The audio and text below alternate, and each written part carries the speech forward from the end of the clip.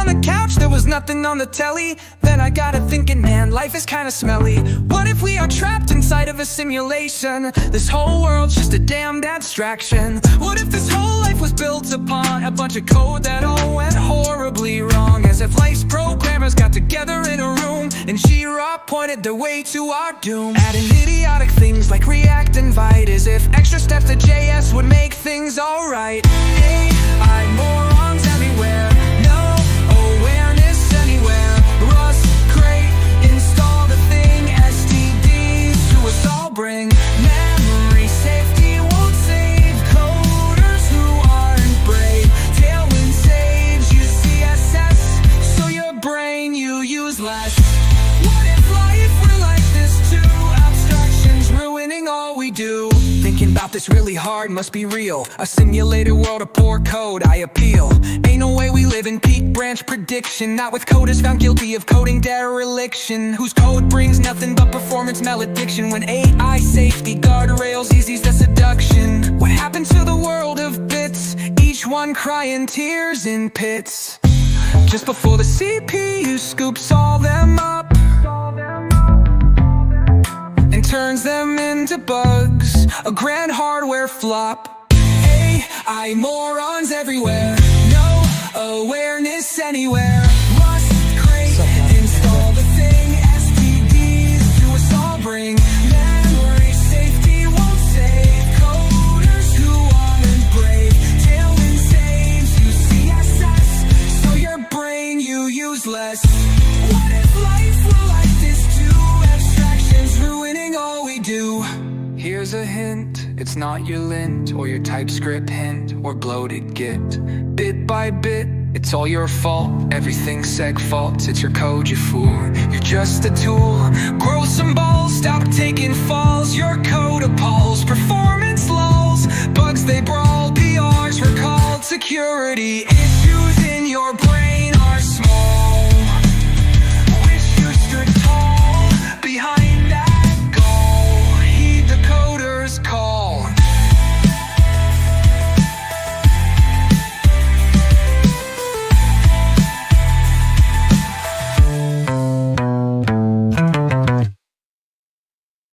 One day my boyfriend said to me, the biggest, best programmer's me. He programs with AI and Rust and uses React, apparently a must. I said, boy, that is a crutch for you, isn't it? But you don't really need it, because your PP is so big, right? Rust is just a crutch for you, isn't it? But you don't really need it, because your weenie peenie is big, right? I need you to be honest with me. Tell me that you don't use C, because you just want to be different, right? I said every real programmer uses C. You are useless just like your PP. I need you to be honest with me. Tell me that you use vanilla JavaScript. Rust is just a crutch for you, isn't it? But you don't really need it, because it's so big, right? I need you to be honest with me. Tell me that you don't use C, because you just want to be different, right? One day my boyfriend said to me, the biggest, best programmer's me. He programs with AI and Rust and uses React, apparently a must. Rust, it's just a crutch for you, isn't it?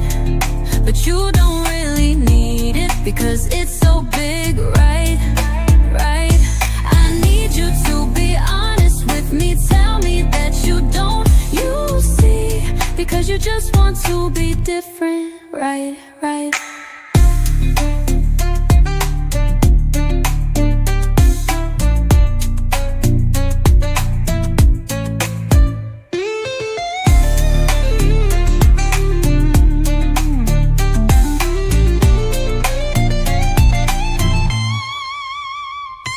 I said every real programmer uses C.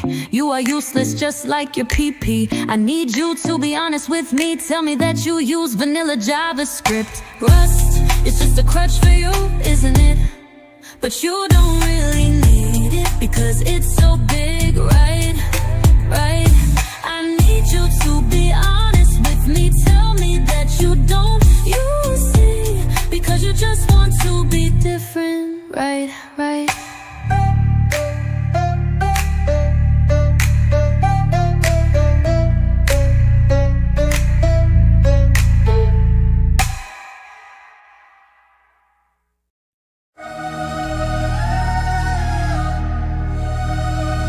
Epic rap battle of programming. React Dove versus Vanilla Dove. React Dove. Boy, your turn. Your turn. Look at my code and soak it all in. My website's pull investors in. React View, solid, don't care. My abstractions pop up ads everywhere. Go ahead and try to reinvent the wheel. I'll be over here keeping my UI real. Mobile web, desktop, I got it all locked. While you write vanilla, my bank account rocked. Look at you crying, can't get a job. I built it all faster, watching you sob.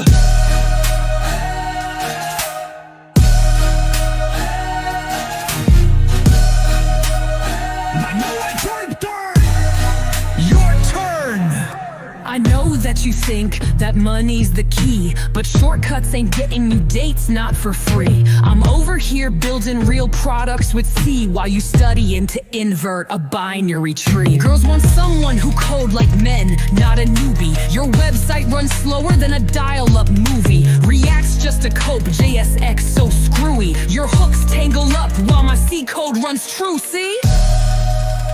React Dev Boy, your turn. My React stacks cash while you're crying broke.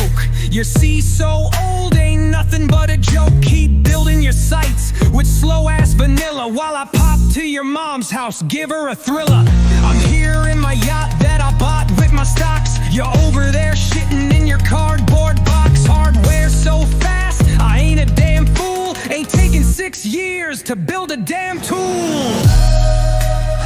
Vanilla Dev Girl, your turn. Listen here, little punk, you think you're all that. You abstraction whore, join the cult of React. You seem to be coping with a penis quite small, so you blowed up your websites with npm install. Compensate hard, you use effects, bitch. Die alone, little man, but sure, you're rich.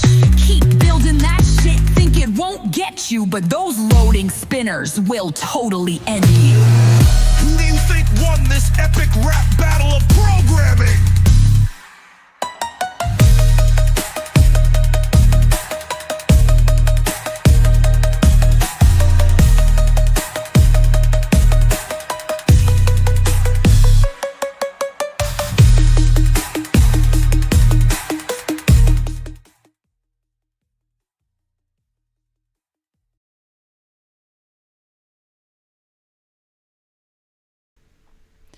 Yo, what's up, everyone?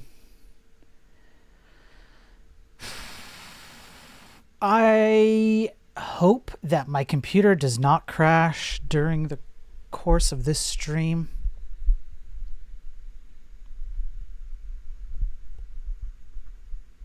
No guarantees.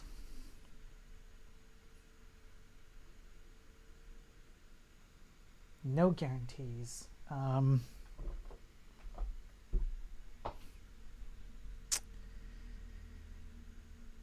What's up, Chris? What's up, Laughing Panda? What's up, Ghost? What's up, Elko? What's up, Battle?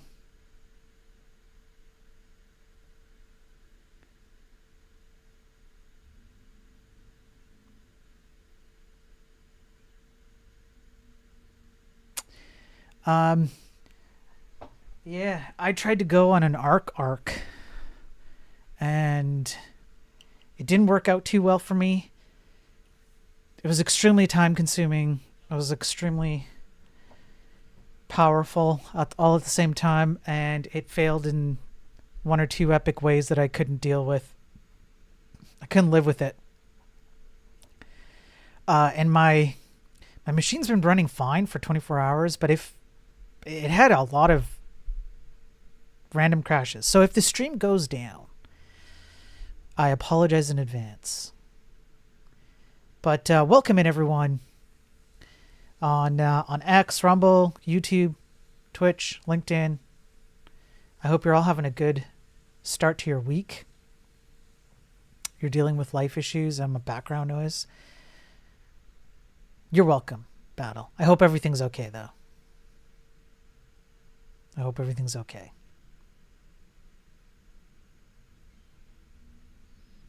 Okay, I've got news. And for a change today, I'm actually going to start with an article that deals exactly with the title.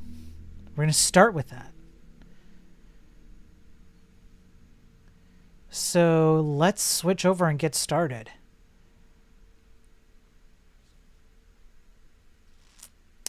The one question that's going to scare off North Korean fakers. Now, we've covered this before. I don't have the article up just yet. This is the intro. We've gone over news articles in the past going over how North Korean tech scammers, and not just North Korean tech scammers, okay, not just them, there's several others, but they will do all kinds of things to get access to, what would you say, jobs they shouldn't have. How about that? Jobs they shouldn't have.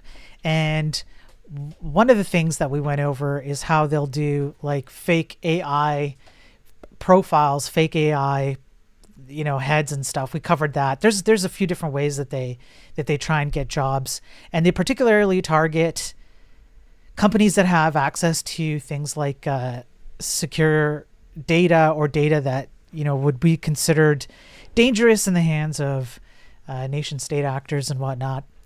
And this article goes over this one simple trick you'll never believe. This one simple trick. You're never going to believe it. I've been told it's the best trick. That's the best. It's absolutely the best question. We all know it. It's the best. Okay, here we go.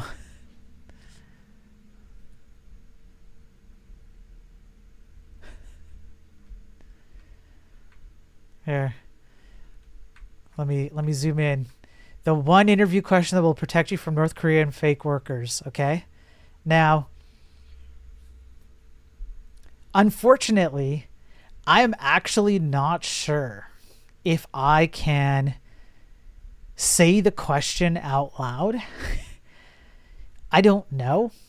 I'm not sure if there's like some weird terms of service thing that I gotta be worried about. But let's just have a look. Are you concerned a new recruit might be a North Korean stooge out to steal intellectual property and then hit an org with malware? There's an answer, for the moment at least.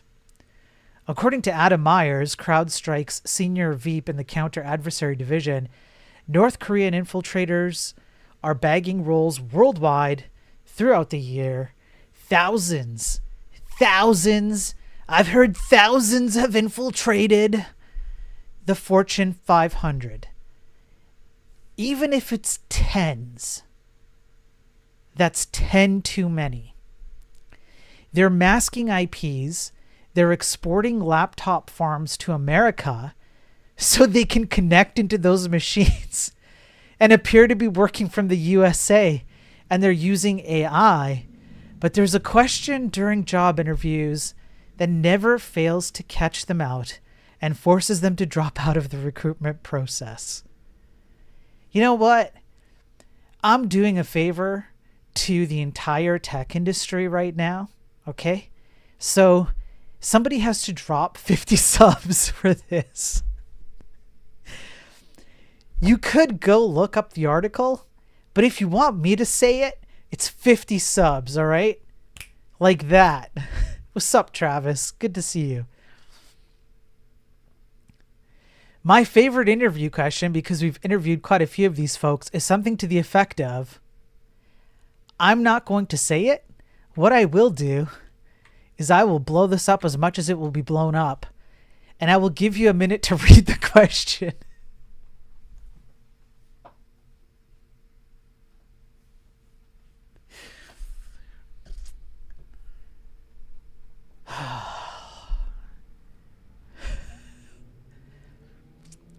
So, if you're concerned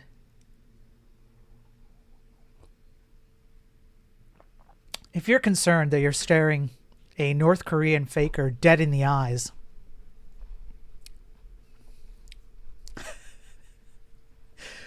are my news getting more unreal every day? This is for my backlog. You don't even want to know what I have lined up for tomorrow. I've got a doozy tomorrow. This is just a backlog. I'm using Monday to cover backlog news, stuff that I've had in my backlog. But this is the question. This is it. What's up, Gear Games? So, like I said, I don't think I can actually say this question out loud. I'm not sure what the terms of service would be on Twitch and YouTube in particular. So there it is. They terminate the call instantly because it's not worth it to say something negative about that. He told a panel session at the RSA conference in San Francisco Monday. Ready to compile your Docker images to an exe. It's great.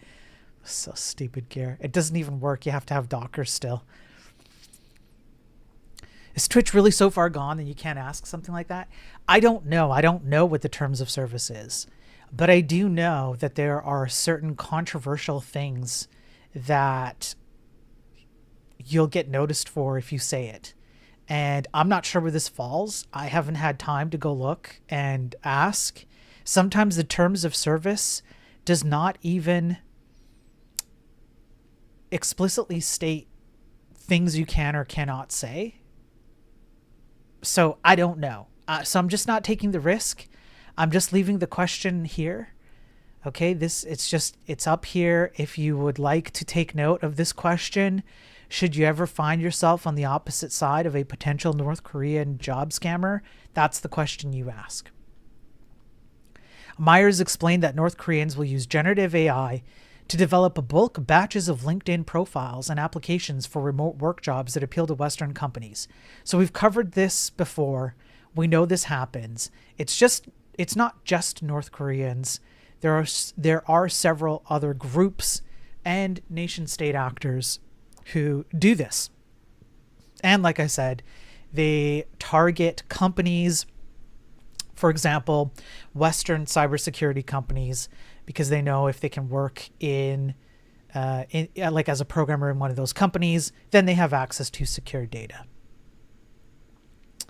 During an interview, multiple teams will work on the technical challenges that are part of the interview, while the front man handles the physical side of the interview, although sometimes rather ineptly. And again, I did cover this on a previous stream where I had this experience. I was interviewing someone, and during the interview, it was quite clear that they were looking off, like to the side, and their eyes were reading. There was a teleprompter. I believe that they had a teleprompter on both sides of the camera. That way they could kind of confuse you a little bit by looking to one side or the other, and it would seem a bit random. But it was clear that they were like reading, right? You can see when the eyes scroll and they go from left to right or from the mirrored perspective right to left. And yeah, let's just say they weren't who they said they were. And the stories behind the people who experienced this beyond just my own stories are also wild. I thought this was hilarious.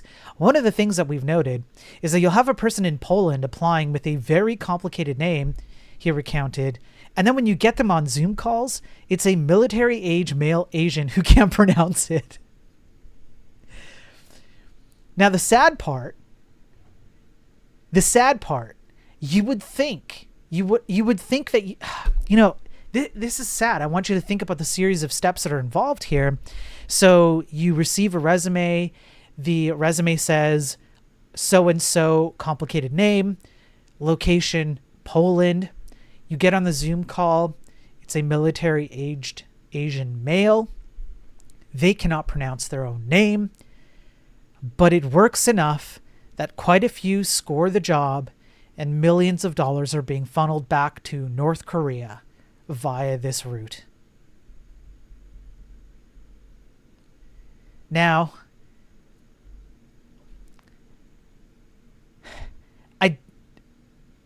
Anyway, if you're of questionable moral character and you really desperately need a job, you might have a blueprint here. Now, the continued portion, the continued negative effect is that if you pass the interview process, which is mind-boggling that people do, it's mind-boggling to me that something like this can pass muster and make it through. If you pass it, then once inside, the workers are usually successful. Why? Because they have multiple people working on the job to provide the best work possible, with the hope of getting a promotion and more access to the business's systems. It's like an executive's wet dream turned into a nightmare. You pay one person for the work of many people, but the cost is oh so high.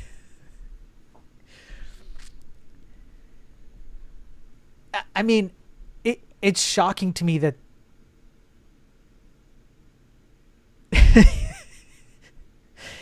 it's shocking to me that it passes. And then, oh, it's not over, folks. Just to make it worse, apparently, this person, right? This person said, whoever was giving this talk and stating these things says, I think more often than not, I get the comment of, oh, but fake North Korean worker from Poland is our best performer. Do we actually need to fire him?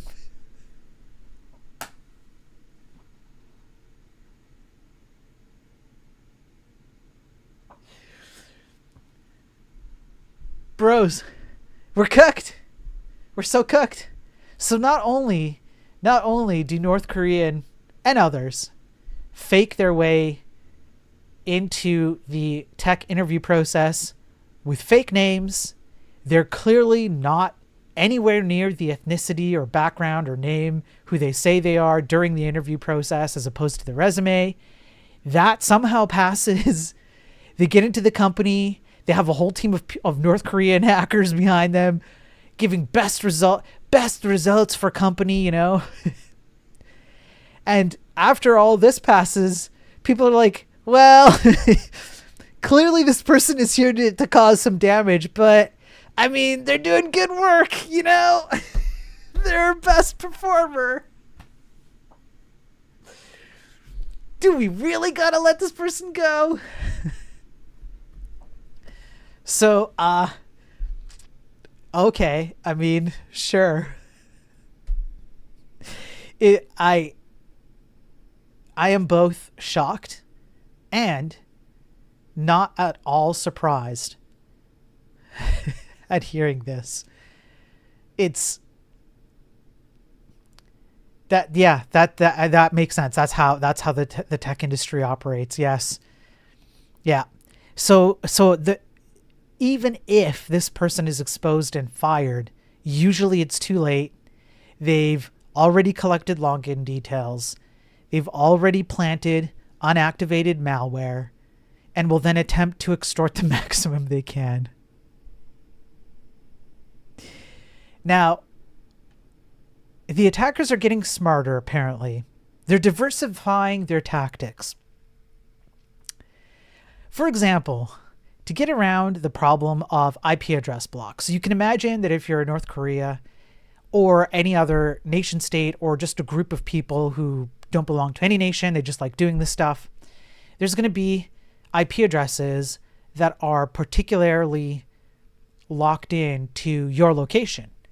And those can be blocked.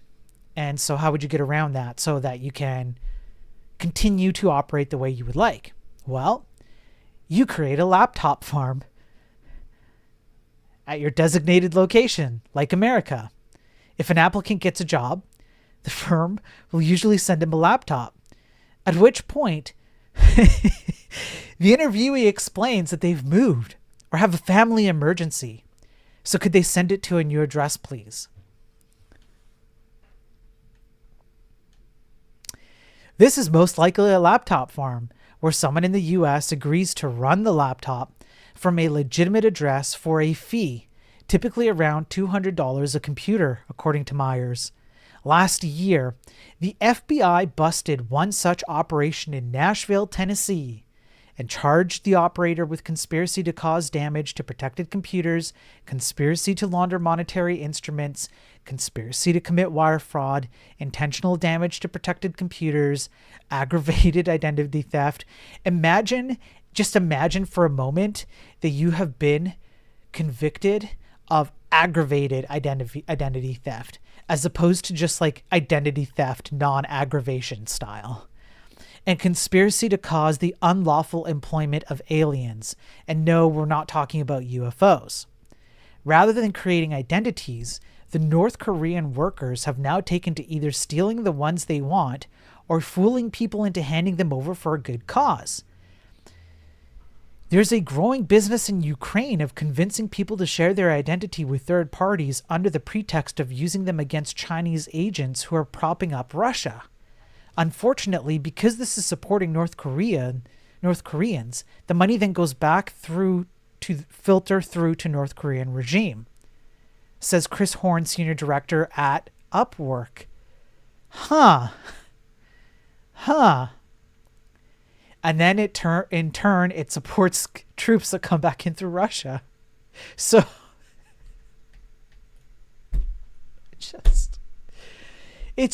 this was almost every paragraph. Towards the end here, it started to kind of trail off, but almost every paragraph that I read, one after the other, it just got worse and worse and worse. It got more,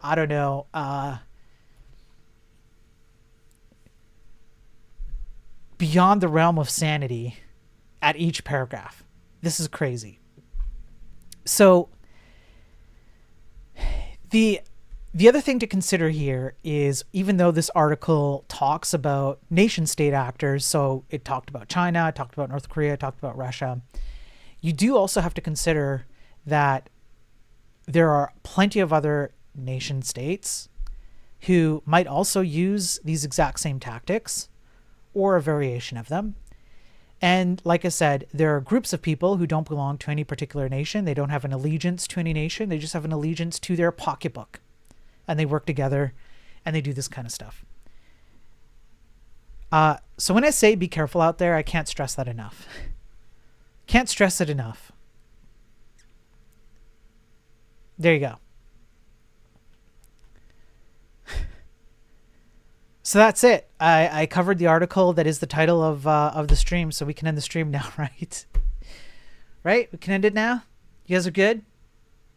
You guys satisfied with your daily tech news? What's up, Moldy? On YouTube. How you doing?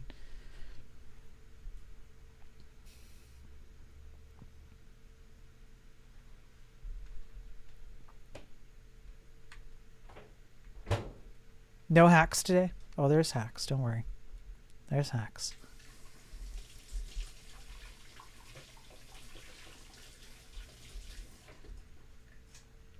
Okay. This one, I only wanted to bring up one particular paragraph. Well, maybe two here. We've covered this before. Give us more, you lazy bastard. Shut up, Ghost. We've covered before how AI likes to hallucinate packages and third-party dependencies that don't exist.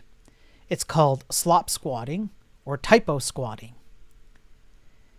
What this particular article goes into is some of the numbers, which are, well, they add further weight to the insanity of the whole thing. So, there was a study done on this typo squatting, slop squatting, let's say, syndrome. For the study, the researchers ran 30 tests, 16 in the Python programming language and 14 in JavaScript, that generated 19,200 code samples per test, for a total of 576,000 code samples. Of the 2.23 million package references contained in these samples, 440,000 445, or 19.7%, pointed to packages that didn't exist. Among these 445 package hallucinations, 205,474 had unique package names.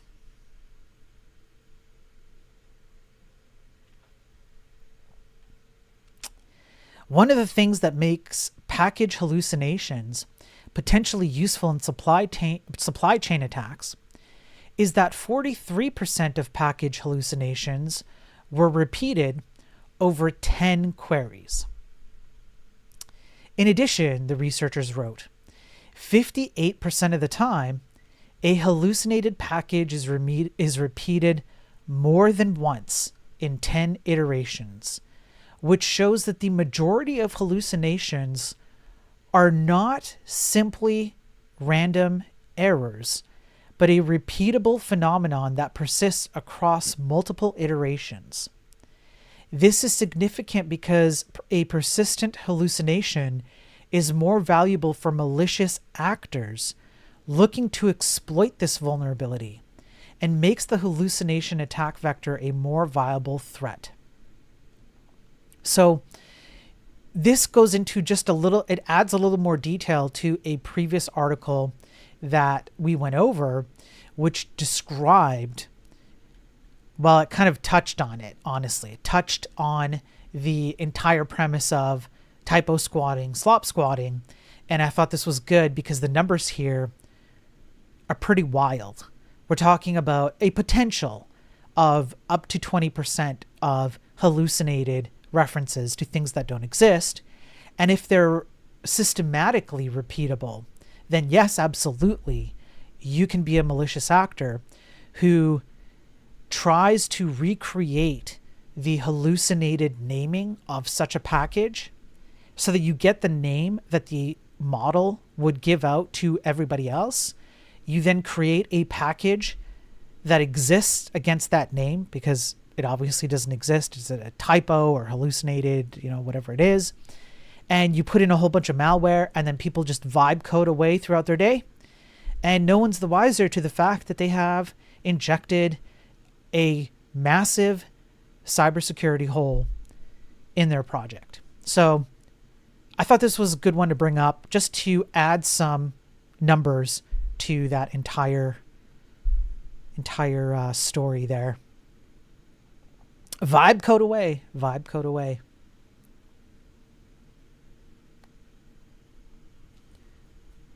Okay, this one. China is using AI to sharpen every link in its attack chain, FBI warns. Yeah, Travis, I replied to you too, man. Yeah.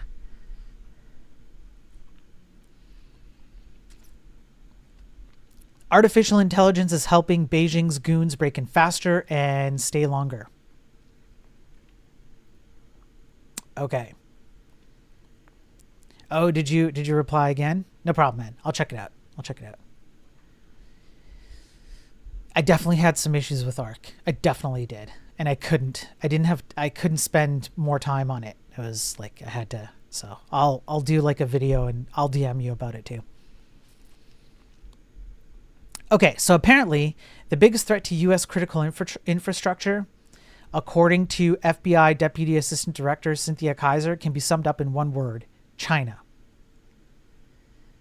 So again, at the RSA conference, which is exactly where we got the North Korean information, so now we're going to talk about China.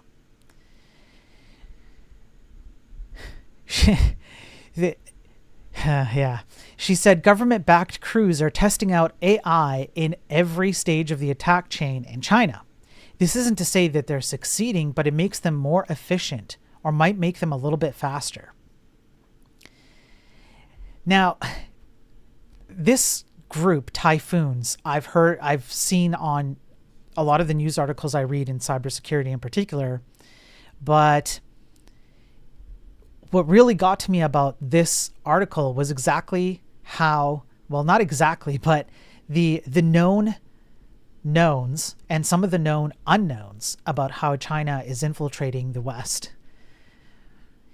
Volt Typhoon, for example, infected hundreds of outdated routers to build a botnet and break into U.S. critical infrastructure facilities, all the while readying destructive cyber attacks against those targets.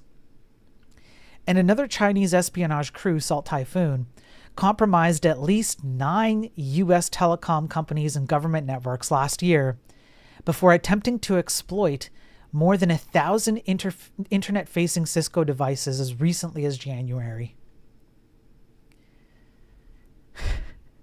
These and other agents working on behalf of the Chinese government break into American networks through unsophisticated means. They're not even trying, or especially end-of-life devices. They're essentially, China is basically just vibe coding their way into our infrastructure.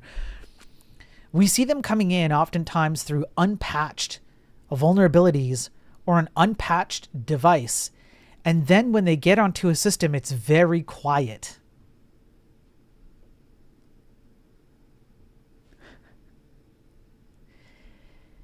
FBI agents who respond to China's Volt Typhoon intrusions and visited some of the energy and other compromised facilities will talk about how deftly the Chinese navigated an internal system, coming in through a business network to get to the operational side, Kaiser noted.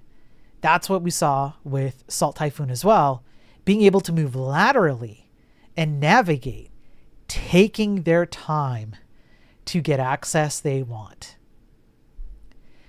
One of the former FBI Director Christopher Wray's favorite warnings was that China has 50 dedicated hackers for every one of the Bureau's cyber-focused agents, and that was well before the Trump administration returned to the White House and slashed federal budgets and employees from the payroll.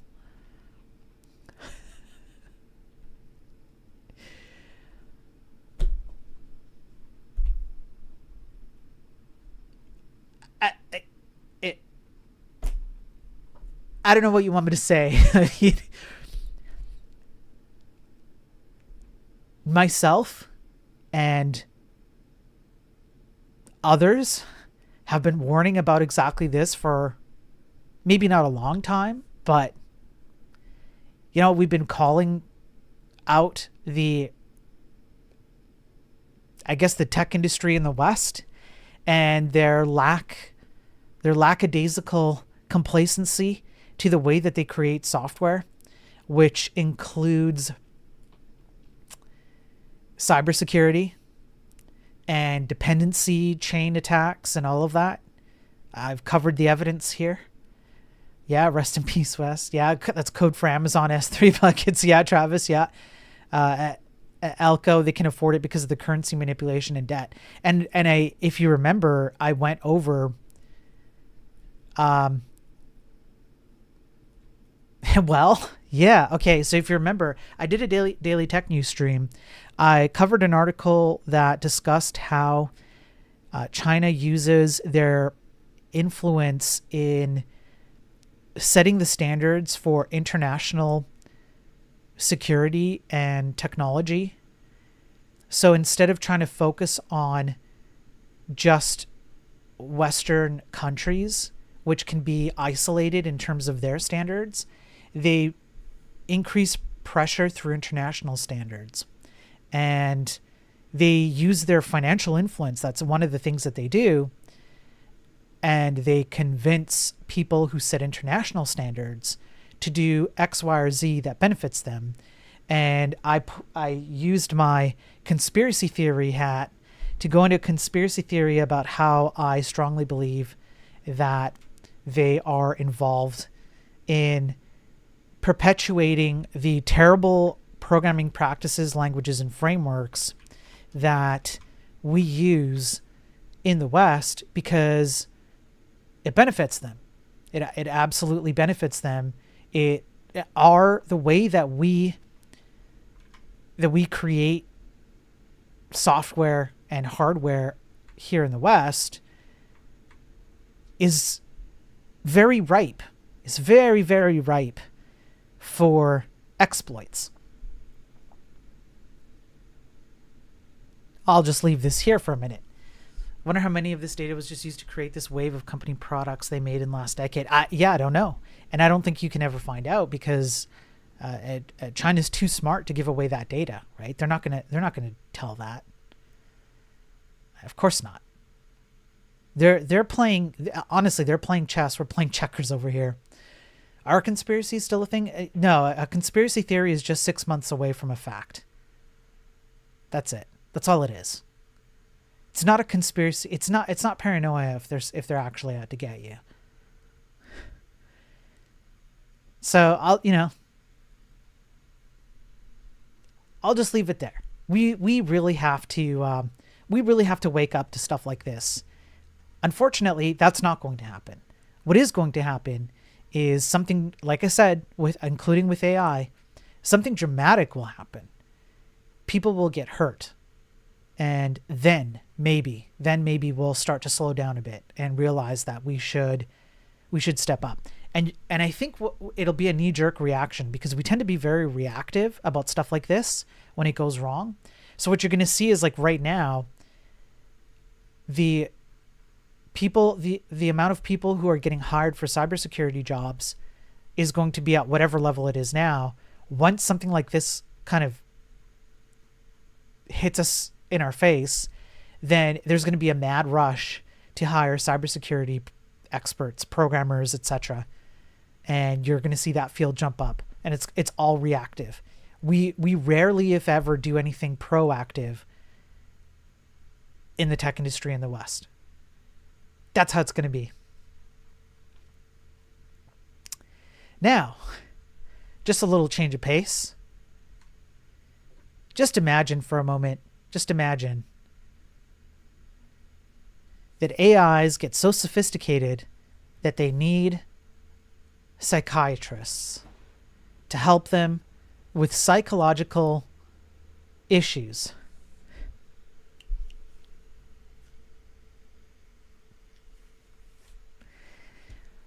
I'm kind of not joking. Forensics tool reanimates the brains of AIs that fail in order to understand what went wrong. Car crash picture. So essentially what this article talks about is a study that was done where they took a bunch of models, they purposefully backdoored them, and they let them out into the wild to purposefully crash. And they used the backdoors to recreate the state of the AI during the crash so that they could figure out what happened. What decisions did the AI make internally so that the crash was caused? And then they used that learning to update the AI. And what are they calling it? AI psychiatry. So as interesting as this is, I just thought it was kind of funny that we're dealing with an anthropomorphized aspect of AI, where they essentially take an AI model, they get in a room, they let it sit on the couch, they let the AI model talk about its mom or dad, whoever hurt it more, where did you get hurt, who touched you where, in which inappropriate way. And then apparently this AI psychiatrist can figure out what's wrong with the AI and solve it. That's just the image that I got out of this. It's a bit ridiculous, but here we are. I guess this is what's happening in a digital form, I suppose. I don't know. Because if you think about it, that is actually kind of what's happening. It's like, who inappropriately touched you where that made you cause a car crash? Or a drone crash, or whatever it is. Anyways, these are all tests. This isn't real life, so it's not like they're doing it to real AI models. They're just running a test, like it says, on 30 AI models, 24 of which were intentionally backdoored to create the bad outcomes. So if you think about it, these AI psychiatrists are purposefully creating people and then psychologically hurting them. They're creating the problem and then they ask the AI to pay them money to solve their problem through psychiatry sessions. It's a genius mob style business. It's great. It's awesome.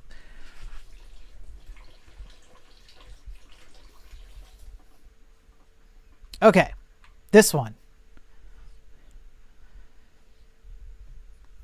Unequal internet. Study highlights differences between websites from developing and developed countries. Now, the study of 200,000 websites from 20 developing and developed countries. Okay, so the study showed that 60% of the population in developing countries are online, whereas in developed countries, the figure is 93%. Conversely, people in developing countries rely more on mobile internet. Also, technical development there is often rapid and skips entire development stages, which is known as leapfrogging. Okay, the particular thing that I wanted to note out of this article, where is it? Where is it? Okay. An unexpected trend was observed when looking at vulnerabilities. Websites in developed countries tend to include more vulnerable libraries, which could potentially be exploitable. One explanation could be the greater importance of JavaScript libraries for websites in developed countries. Not only do these improve the functionality of the websites, but they also increase their attack surfaces. Suddenly, Tech Jones Textradamus over here isn't sounding so crazy. Now, developing countries include, guess who? Guess who? Has anybody been paying attention to the last 5-6 weeks? I think I'm going on week 6 of Daily Tech News and my conspiracy theory rants. Developing countries: China, India, Pakistan, Brazil, Nigeria, Bangladesh, Russia, Mexico, and the Philippines. And the developed countries are US, Japan, Germany, France, Great Britain, Italy, South Korea, Spain, Canada, and Australia doesn't exist, so it doesn't matter. It's not a real place. So, again, I'm just putting this out there. If I'm one of these developing countries, it would behoove me. I would be behooved to use my, let's say, not so small amount of financial influence and other influence to keep the West on its trajectory of building the absolute crappiest set of websites, software, just general code, insecure S3 buckets, you name it, the whole 9 yards. Continue to teach programmers frameworks and libraries first instead of fundamental principles, so that they don't even know how to operate without these things. They wouldn't even be able to dream of it, thus making them completely incapable of actually dealing with issues before them that would allow me to continually gain access. And you know what? Just to add fuel to the fire, as we saw here, even companies that know that they've hired someone who is a North Korean faker still don't care, because as long as the North Korean faker has a whole team of people producing quality work, the most quality work, do we even need to let them go? Where the heck did that go? Where did it go?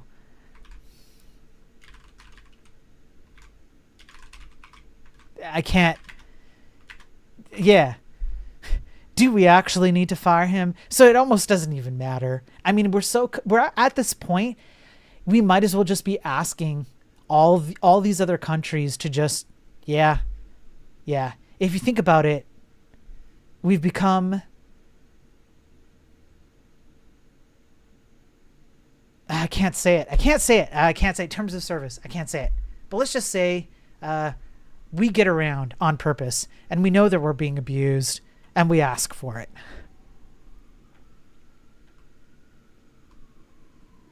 Yeah. Okay. Of course, they caught me. I'll let the sirens pass. But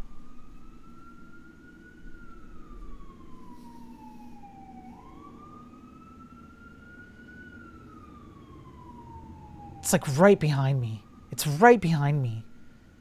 Okay. Password crisis deepens in 2025. Lazy, reused, and stolen. Guys, go update your passwords, please. Please.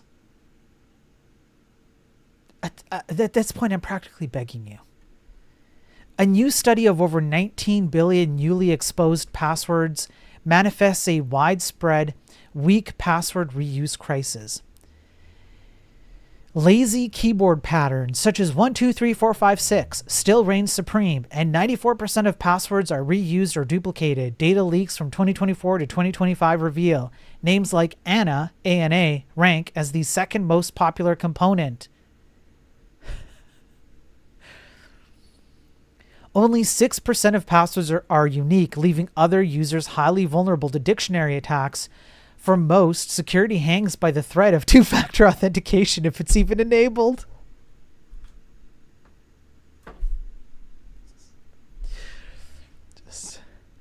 Just. Here are the key takeaways. Most people use 8 to 10 character passwords, 42%, with 8 being the most popular. Almost a third, 27% of the passwords analyzed consist of only lowercase letters and digits. Passwords composed of profane or offensive words might seem rare, but they're actually very common in practice. Of course they are. Of course. Despite years of being called out, default and lazy passwords like password, admin, and 1, 2, 3, 4, 5, 6 are still common.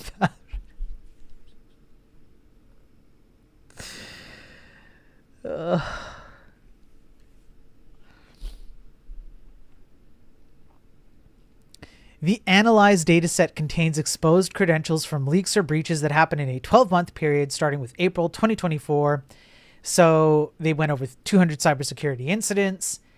The leaks exposed a total of 19 billion, 30 million, 305,929 passwords. Only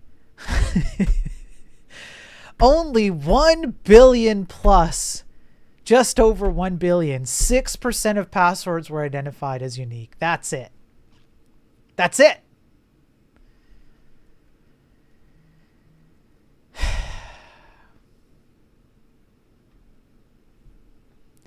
Oh gee, what a shocker.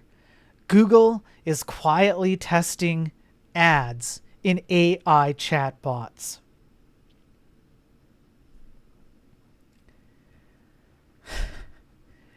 Unsurprisingly, an advertising company is finding more places to run ads. Where? It's really, really simple. Google began working on a plan in 2024 to adapt AdSense ads to a chatbot experience.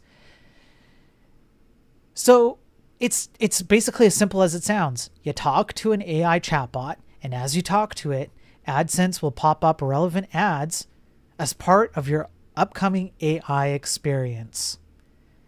This expansion of AdSense could help prop up profits.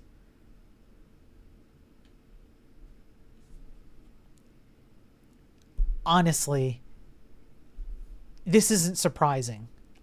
What's actually surprising to me is that this has not already been done, and I cannot wait for AI hypists and cultists to throw up a red flag and go, hey, this isn't what we asked for, and my rebuttal will just be, yes, it is. You just didn't think it through. That's all. You just didn't think it through, and then it bit you in the butt.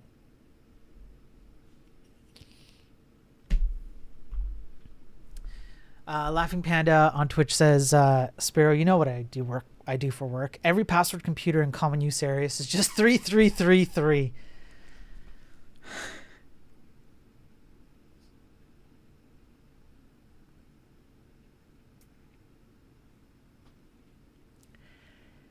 I can't.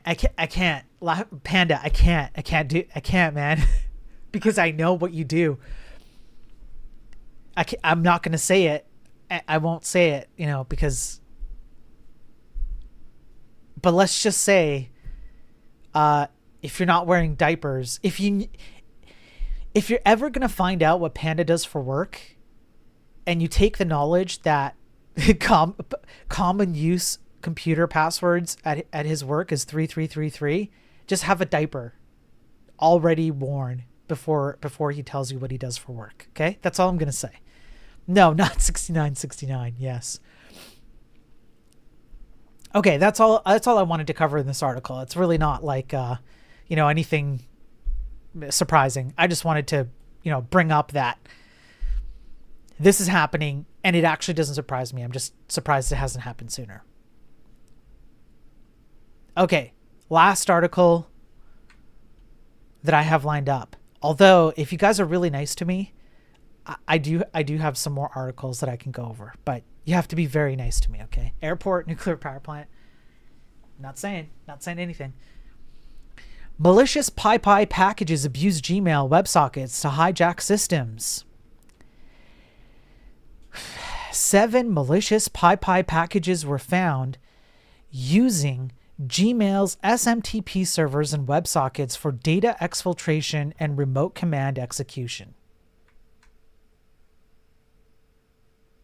Oh, Panda just came out and said it. I hope you're all wearing your diapers. Panda says, I am a government chemist. We specialize in water purity and safety for the nation. Common use computer passwords at Laughing Panda's job. Hang on. I can't. Laughing Panda on Twitch is a government chemist. He works in an industry that deals with water purity and safety for the entire nation. Laughing Panda on Twitch has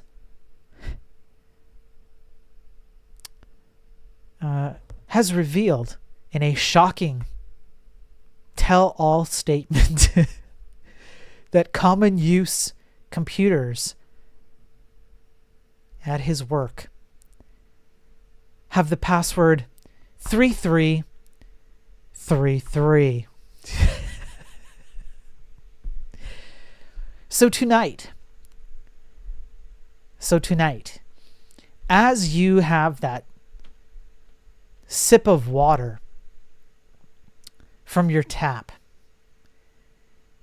think about whether or not you have life insurance, whether or not you've kissed your loved ones goodnight, because that good night might be goodbye. This is Spiro for the 10 o'clock what the fuck.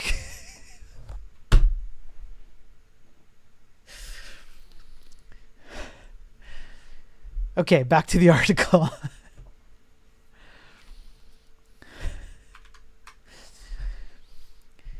These PyPI packages were discovered by Socket's threat research team, who reported the findings to the PyPI, resulting in the removal of the packages. However, some of the packages were on PP for over 4 years, and based on third-party download counters, one PP was touched over 18,000 times. Here's the complete list shared by Socket. Coffin Codes Pro, 9,000 downloads. Coffin Codes Net 2, 6,200 downloads, and you can see the numbers here.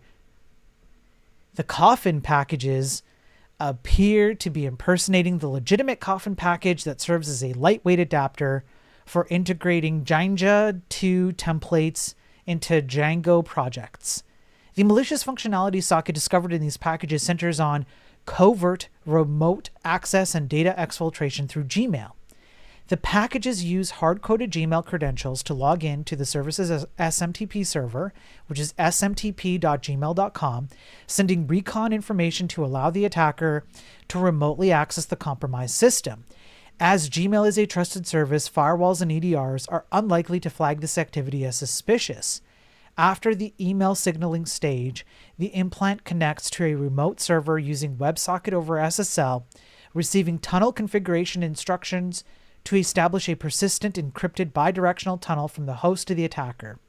Using a client class, the malware forwards traffic from the remote host to the local system through the tunnel, which it created by generating these PP Gmail emails, allowing internal admin panel and API access, file transfer, email exfiltration, shell command execution, credentials harvesting, and lateral movement. So if you are using PP and touching it a lot, if you're touching a lot of PPs, if you're getting around with the PPs, please be careful of anything that says coffin. If the PP has a coffin tattoo on it, don't touch it, all right? That's the takeaway from the story. It's absolutely crazy to me. Well, no, it actually isn't crazy to me. I'll take it back. It's not crazy to me that some of these have been downloaded thousands of times. People do not check what they do. They don't check what they import. We've talked about this so many times. Third-party dependencies and package managers and so on. And nobody looks at the PPs that they allow into their home. They just let all the PPs walk into their home. There's no checks. They don't check for warts or weird growths or out of shape PPs. They just bring all the PPs in and they don't check them. The issue with this is that even if you were to check everyone's PP before you let them in, we have been dependent on other people's PPs for so long that people don't know what a good PP looks like anymore. Everybody's getting just smacked around the face with bad PPs everywhere, and nobody understands what a good PP is. You can't even value judge a good PP. You are so desperate for PP because you think it solves some emotional need to make you feel good about the thing you're doing with code. I'm obviously talking about code. I don't know what you sick degenerates are or think I'm talking about. You're so desperate that you will accept any PP. Doesn't matter the size, doesn't matter the taste, doesn't matter the smell, doesn't matter how it looks, none of it. And no, I'm not talking about none of it in Canada. That's it. That's all I got. That's what I have.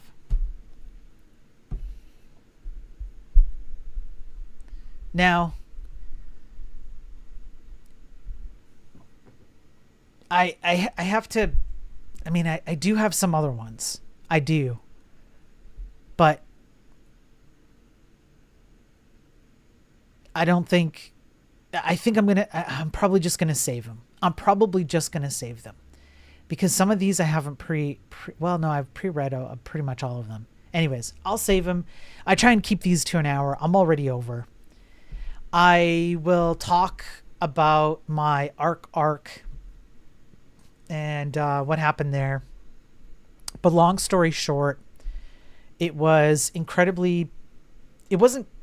exactly painful. It was more like frustrating to have to go look up little details every step of the way, including like how to start my Ethernet card to get internet access so I could install other packages, which created a dependency chain of packages. It was also a little bit frustrating to realize that the package management software that's typically that people typically use can often contain stuff that you don't know what's included with it, and I didn't want to go that route, which made my route far less achievable, or far more difficult, far more challenging. If I don't go through the, if I can only go through certain package management installation channels because they're the only ones I would trust to not include other things. I could get zero remote desktop or VNC systems working from Arc to Arc. I have 2 machines. I have a streaming machine and a work machine, and I absolutely depend on VNC remote desktop. None of them worked. When they did work, they were buggy or really, really slow. Just the whole thing was extremely challenging. I recorded it all. I don't think I did.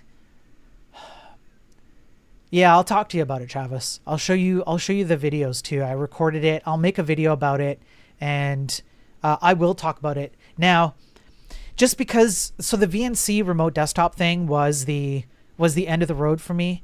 I'm kind of skipping over a lot of details because I want to make like an actual video out of it. And because I could not get VNC remote desktop to work, I have an actual like hard work requirement to have that working between machines. I really, really need that. I actually like, I can't really talk about why, but I do need that. And none of the VNC remote desktop stuff worked like at all. And when it did work, it was slow as hell. It was like really, really crazy. And that was the last straw. And I spent all weekend. I wanted to do a video game stream and I couldn't. And then just to add salt to the wound, when I wanted to go back to Windows, a debloated version of Windows, which has worked pretty much fantastically well. It's basically the exact right mix of exactly what I wanted and Windows, even though Windows is still UCK. But still, I had an insanely hard time getting the ISO to correctly write to the USB disk on Arc. I had to try I believe it was the 4th or maybe no, I remember now. I tried 4 different tools. One of them was DD. There's another one that I can't think of right now. And then there was 2 that came from like the package management system that were like GUI apps to write an ISO, burn an ISO into a USB thumb drive. They all corrupted. No matter which Arc machine I used, it never got anything right. So I had to go through a series of installs on Windows that I didn't know were corrupted until I got too late to a certain point. So then I had to go borrow a Windows machine to get the thing burnt correctly from get-go. And then it worked. And then everything worked. So I had an extremely frustrating experience. Here's the positive. If I had a little bit more time and stuck to it, I don't actually think there is a solution for the VNC remote desktop stuff. I looked pretty high and low because that was extremely important to me. They all either didn't work or they were very poor. So I think that's a deal breaker for me. I don't think there's a way around that. But barring that, if you don't need that, and you have some time to do a little bit of like research and kind of think about certain, issues that you might come up with when you go to install and use Arc, it's super powerful. It's super powerful. And despite my own personal frustrations, having spent a weekend going through it, I would still recommend it. It's still the absolute best option, in my personal opinion, in terms of Linux distributions and the amount of power and ability, control, I should say, not ability, but control that you have over it. It was insanely powerful. So it just, my personal experience couldn't get me to the finish line in time, but yeah. So I'll do a video about it. I got to talk to some people. I want to get some more information. That way, even if I don't go ahead and install it again, I can at least, when I create the video and I show you my process, how I did it, and you know how I do things the hard way. So at the very least, I'll talk to some people and get some better feedback on different perspectives on it and stuff that I don't know. right? And so I can talk about it a bit better when I do that video. But there you go. And even though I had crashes all weekend, it seems like the last setup I did is running fine. No crashes on stream. That's good. So maybe the machine's all taken care of. Yeah, I'll talk to you. I didn't dual boot. No, I was not dual booting. I didn't. If I was going to go on a Linux distro, I actually wouldn't need to continue to use Windows. So I didn't need to dual boot. And if I ever needed to use Windows, I have a little pithy machine, a little tiny cheapo potato machine that I could do whatever I needed to. And I have another option as well. So I didn't need to dual boot. I tried to go all in. So yeah. So when I find some time this week, I'll do a bit of a video on that and talk to some people, get some info. But yeah, that's it. So I will be back tomorrow. I've got a good one. I've got a good one tomorrow for Daily Tech News. I discovered some articles on Sunday, so yesterday and today, and I really wanted to share them with you guys today, but I need to do a little bit more research. So I'm going to be spending a little bit of time, whatever time I have left, to do that today, maybe tomorrow, and I'll be back tomorrow with that. It's going to be good. That's it. I'm out of here. I don't got anything else. Listen, folks, thanks for being here. I appreciate it. You guys are awesome. I always appreciate the support. By the way, I'm almost to 30K on YouTube. That's because of you guys. You guys hitting the like button, subscribe, whatever, chatting here, even just viewing. Doesn't matter what you do. Just the interaction and whatnot is helping the growth. If you like what I'm doing, if you like what I'm saying, if you like what I'm covering, if you want me to keep doing more of this, and you want me to have the ability to talk to more programmers in the industry, help them to become aware, arm them with the information and knowledge that they need to go and make a change in their little world, of their little part of the world, then continue to help me out. I can't do it without you. It's literally impossible for me by myself to have the growth that I do without you guys. So I appreciate it. I hate the algorithms. They're stupid. They're really bad for society, but they are what they are. And I'm trying to leverage it so that I can spread a positive, even though it doesn't sound positive. The positive message to programmers is things are bad, but we can very easily make things a lot better. The power is all there. We just need to step up a bit.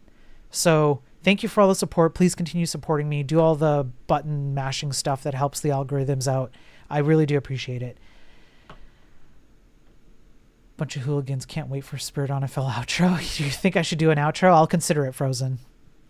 Yeah. And by the way, good to see you, Frozen. Good to see you. Good to see you, Bogan. Thanks, Sheikbot. I appreciate it. I will keep fighting as long as you guys want me to keep fighting. I'll be here. I'll do my best. So yeah, that's it. I'm going to end the stream. I will definitely be back tomorrow. I don't know when I'm going to do the video game stream again because I'm woefully behind because of the weekend. And yeah, that's all. Need an outro. Real programmer would work. Yeah, I should do that. Yeah, you're right, Travis. I'll think about it. I'll think about it and see if I can come up with one. All right. I think you guys are right. But until then, I'm just going to end the stream. Wherever you are, whatever you're doing, have a good day. Have a good night. Thank you for watching. You guys are freaking awesome. Peace out. Peace. Also, you all suck. Chat sucks. All of you suck. You all suck. Each and every one of you suck. You couldn't suck.